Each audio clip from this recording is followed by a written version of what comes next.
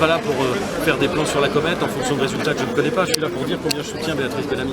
Je suis là pour dire qu'elle est une bonne candidate, qu'elle représente la circonscription dignement. Et reconnaissez avec moi que cette question n'est pas neutre, surtout dans le contexte de l'Assemblée qu'on a connue dans les 2 dernières années. Elle la représente avec compétence parce que c'est une élue locale enracinée qui connaît donc les dossiers.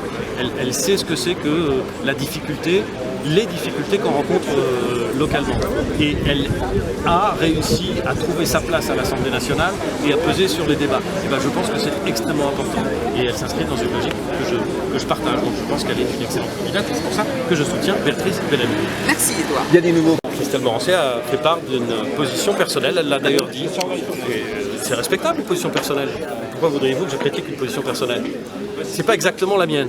La mienne, c'est une position que j'ai indiquée à l'issue d'un bureau politique de ma formation, d'Horizon, au terme de laquelle je dis qu'il faut faire barrage au Rassemblement national. Parce que je pense que ce que propose le Rassemblement national est dangereux pour le pays. C'est ma position, je peux vous dire pourquoi est-ce que je le pense très sincèrement. Et j'ai dit que dans un très grand nombre de cas, je considérais qu'il fallait faire ce barrage au Front National en votant pour des candidats LR. Vous aurez observé, monsieur, que LR ne dit pas la même chose. LR ne dit pas qu'un candidat Horizon face à un candidat du Rassemblement national, il faut voter pour le candidat LR. Oui, il faut voter pour le candidat Horizon. Bon, moi je dis, il faut voter pour le candidat LR face au Rassemblement national, pour le candidat Horizon, pour le candidat Modem, pour le candidat Renaissance. Et je suis même prêt à aller, parce que je pense que ça a du sens, jusqu'à dire un candidat socialiste, un candidat écologiste et même un candidat communiste, et Dieu sait que je suis en désaccord avec les communistes, contre le Rassemblement national, je peux le comprendre. Mais pas un candidat LFI. On sent que c'est que le parti de M. Mélenchon, depuis 2 ans, a accepté des dérives dans l'expression de ses cadres principaux, de ses parlementaires, qui laissent largement la place à l'antisémitisme, a accepté de formuler des appels du pied au communautarisme religieux. C'est un parti politique qui a accepté de brutaliser les débats publics, d'organiser le désordre au sein de l'Assemblée nationale, qui a toléré et même revendiqué des gestes comme celui de M. Porte, mettant son pied sur la tête, évidemment symbolique, mais néanmoins sur la tête d'un membre du gouvernement.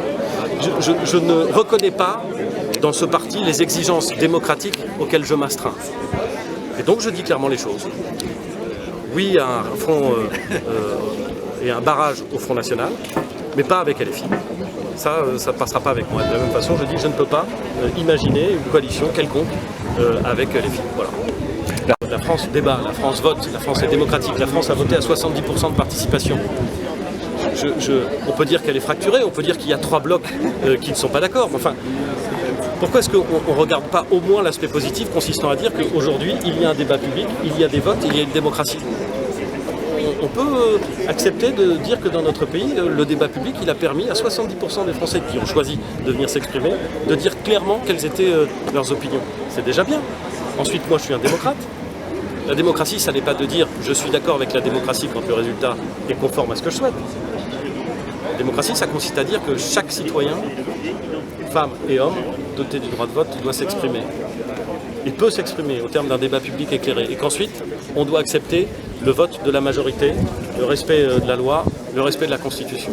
Voilà, très bien. C'est ce à quoi je suis attaché. Je me bats pour mes idées. Si je gagne, j'essaie de les mettre en œuvre.